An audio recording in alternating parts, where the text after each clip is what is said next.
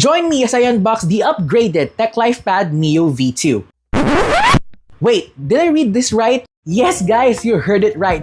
This is the upgraded TechLifePad Neo 10.1 with double the RAM, double the storage, and upgraded chipset and camera. Pag-usapan natin yan mamaya. So ito po yung real packaging po niya. Pagbukas po natin sa retail box ay bubungon agad ang kanyang free folio case. Then yung tablet na kulay blue ang kinuha ko. Then may manuals, USB-C cable, SIM ejector pin, at finally ang kanyang 10-watt adapter. So tanggalin na natin siya sa kanyang protective plastic at i-open na po natin siya ngayon. And here it is, the TechLifePad Neo V2. So you still get a large 10.1-inch display, so ma-enjoy mo po siya sa panonood mo ng movies or TV shows or matapos mo yung mga projects mo po dito.